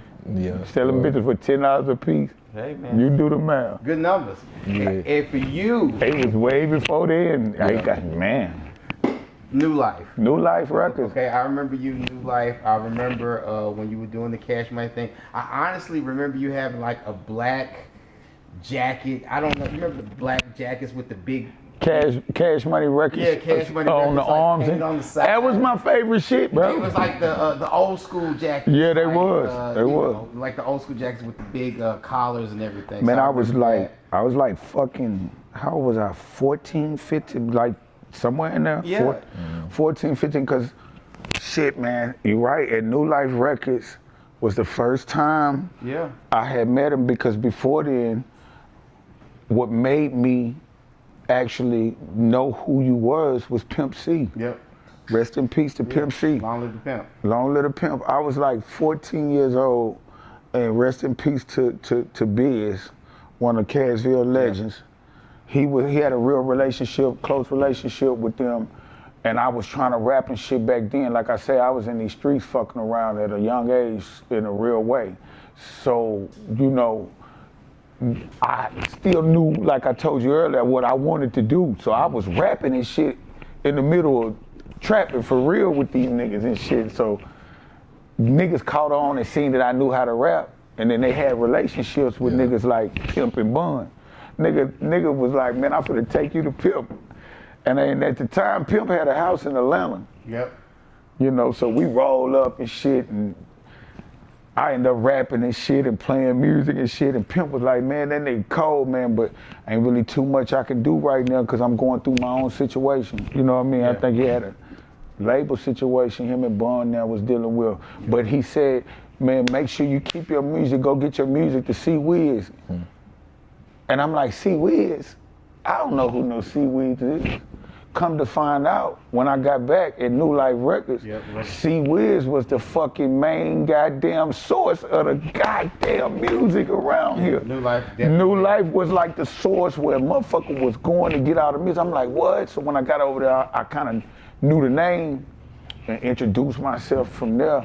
And C-Wiz was the first one. That's crazy to play a fucking record of mine, honestly, man. Yeah, same with me. That's crazy, though. The funny thing is, funny And you ain't even that fucking old, man. I know, man. I'm in my 30s, y'all. You in your 30s, I'm man. in my 30s, But y'all. this man was the first one to play my records. And that shit say a lot about the city, dog. For real. I'm gonna tell you what's so funny. These are two funny stories. So, you know, you know, with Murder. Jack Zane, and this is why I busted out. I was laughing when you were talking about Get your mob on. So we was playing it when we were doing Sunday nights. I forgot the club next to Hooters over there.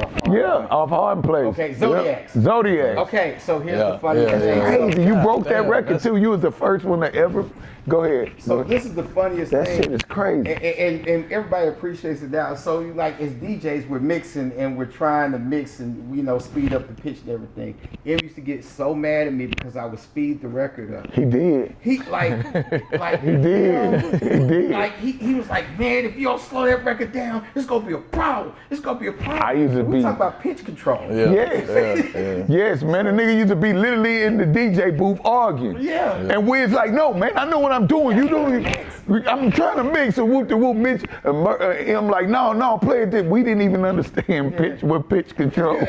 He's like, man, he just trying to get past me. I'm like, no, I'm trying to fix it. Funny thing. Damn, that's crazy. But no, you guys are icons. You guys have done a lot for the city. What's happening? 14th of December is going to be very iconic. Facts. You know, and I'm just glad to be a small part of a big situation. Man, you deserve it, man. And I just want to sit here and tell you, like, thank you for being what you've been and continue to be to the city. Because, like, you can have an individual like me and Lito that's crutches to this city in a real way, But we both sitting here telling you, man, you was the first one to play our records in the fucking club. Well, I appreciate that. You know what I'm saying? And like I say, Wiz, you've created a lot. You deserve everything you get. You deserve that platform. And shout out to really a lot of the DJs, if not all of the DJs from the Ville, because a lot of them, they come from up under your wing. I appreciate You understand what I'm saying? I was just hollering at my DJ, shout out to Crisis. Crisis. I think Crisis is, I don't know if he pulled off, but he was over there. But Crisis was like, you know, it was one of the first people he had to come when he came here. And you were one of the first people to give him direction and shit like that. So tap in with. Yeah, I mean this show, this event is like full circle for a lot of us involved, and namely from that, like I can remember that. I can remember going to Prism on a Sunday night and the thrill of hearing your music played for you know what I'm saying, for a room full of people. That was the first time I experienced that. I can say in whatever role they played, it gave me some confidence. It made me feel like this thing was real. It's moments like the first time somebody paid me to rap. It was like right there, with, you know what I'm saying, in parallel to that.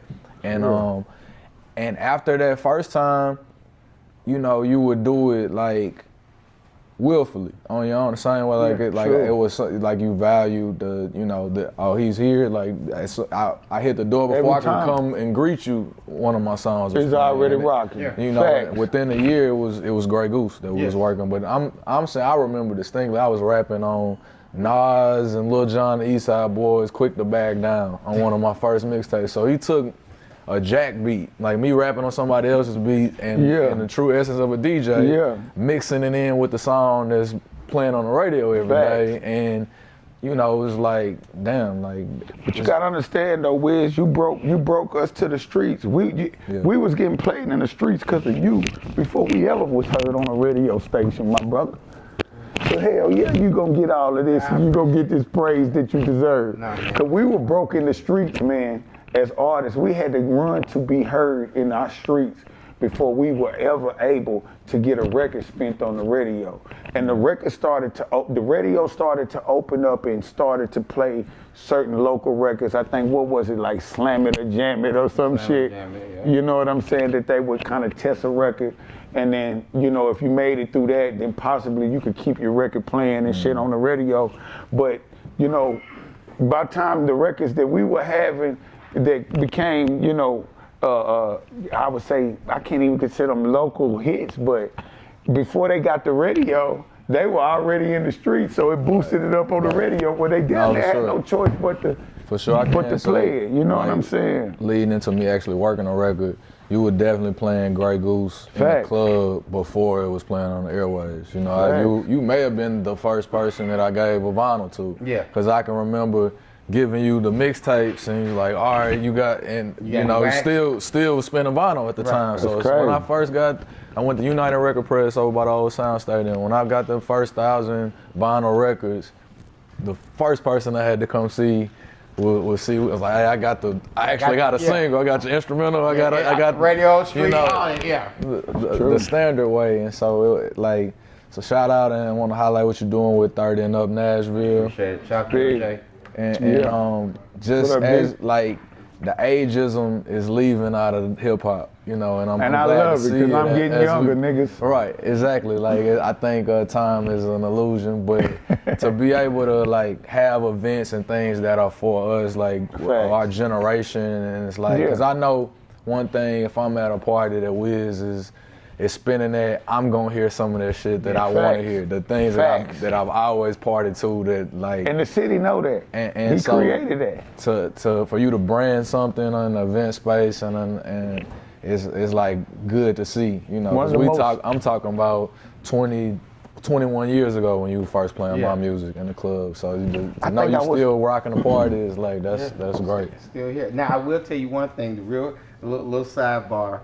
With you and Hypnotized Minds and being with 3 6 Mafia. And Paul and Juicy. So real quick, 3 6 Mafia did this is when Sipping on Scissor, or right just before that came out, they had done an in-store.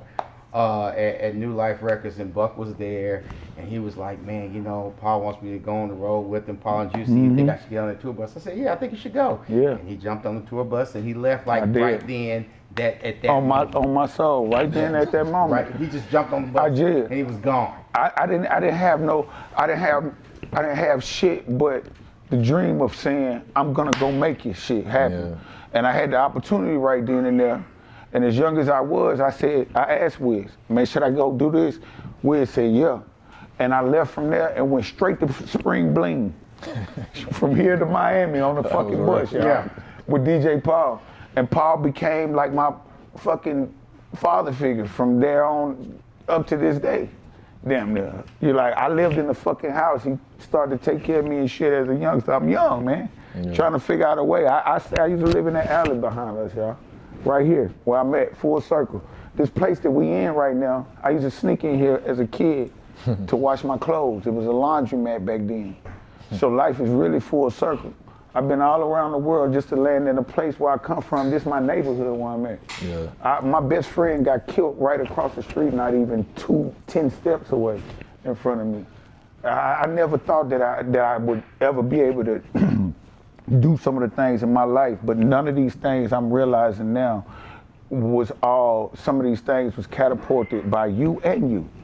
And you being older and giving me that initiative to tell me, like you just told the world, like, I told him to go get on that bus. He's not lying. I got on that bus. It changed my life. It made me be what I am. Yeah. And then you, as an artist, to be able to, you know, I had it from the very fucking beginning to watch you grow and go and get to where you gotta go.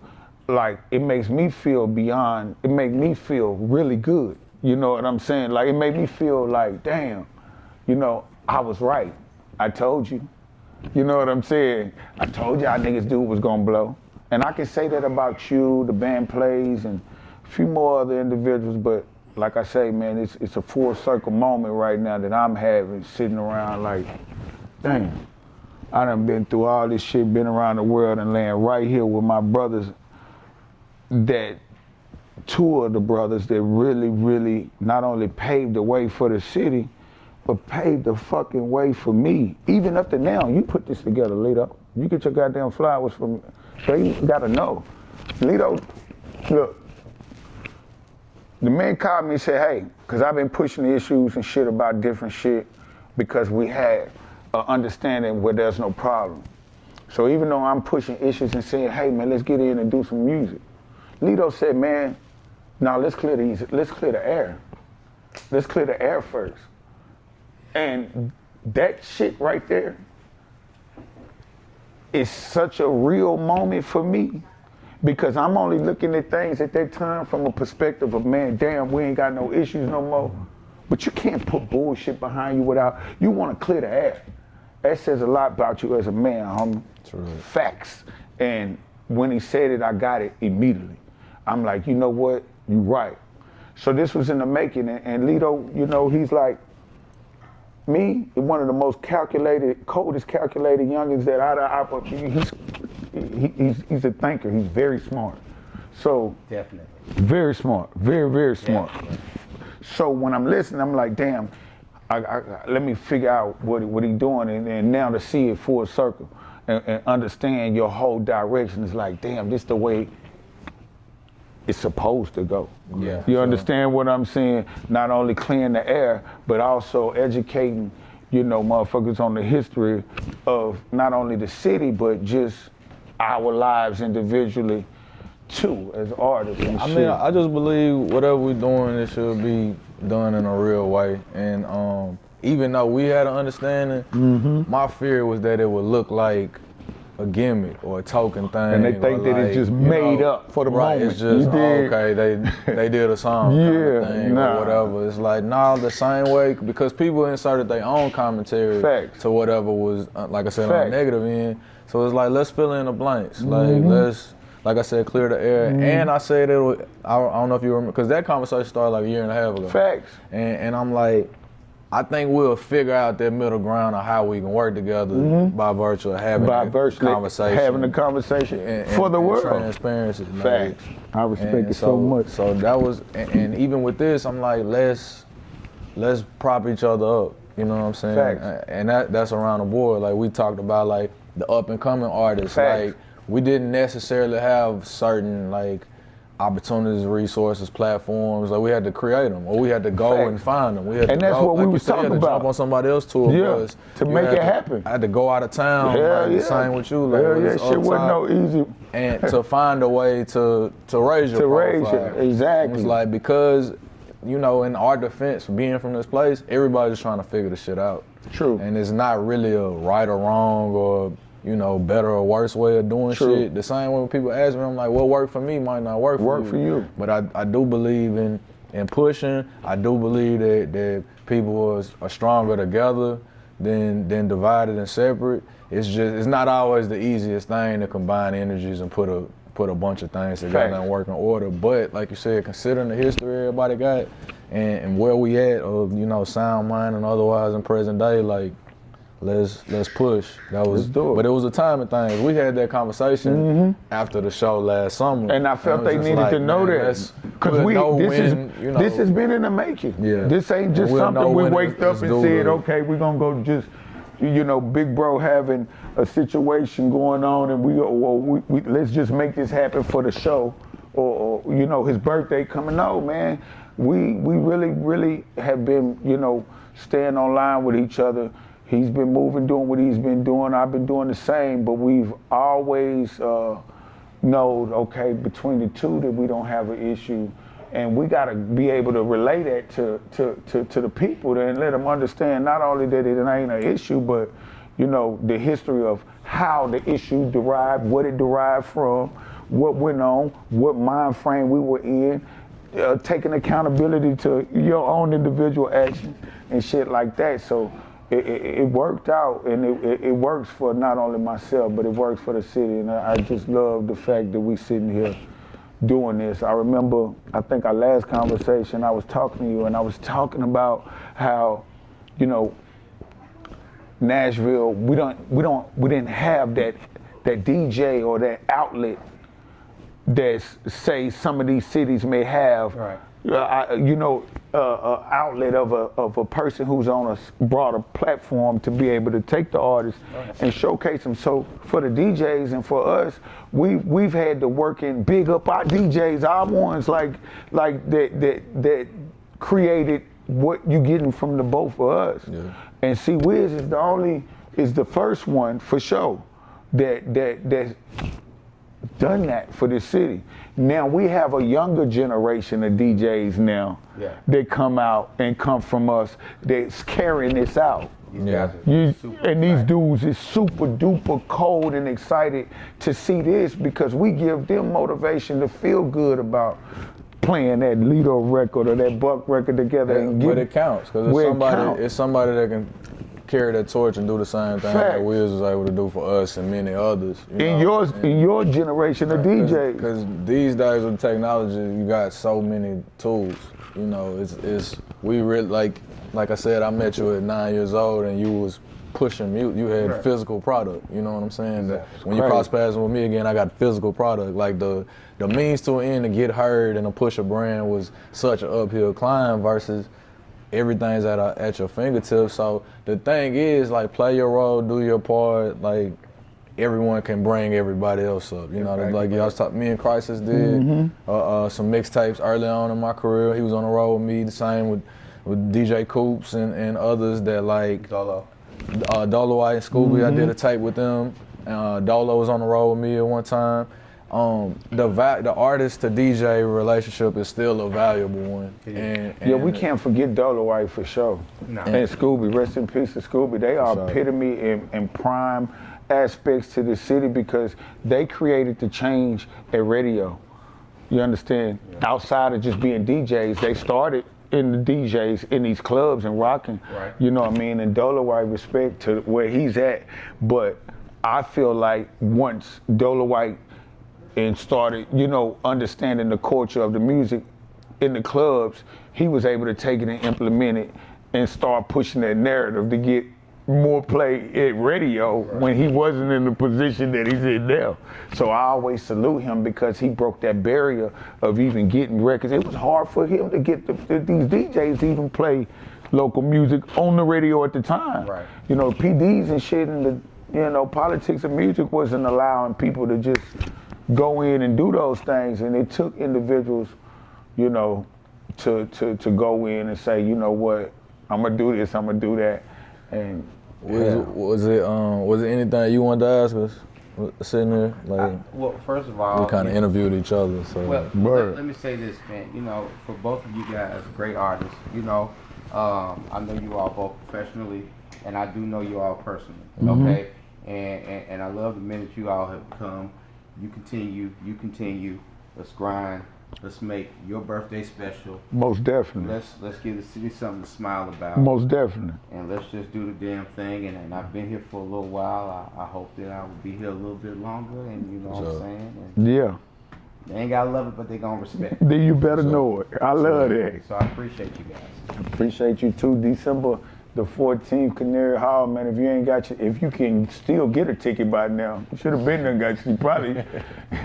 If you can find you a ticket right now, you better get it. You dig what I'm saying? Fast, you dig? It's gonna be a movie though. We're definitely gonna celebrate, man. Yes, sir. Shout out to Lito, man. Work in progress, man. And the OG, man. I can't even call you OG. I gotta call myself OG then. Hey, man, just call me Wizzy. Yeah, I call it Wizzy, baby. Yes, sir. Yes, sir. Let's take a picture real quick. Hell yeah. I appreciate it. Let's get the album cover picture.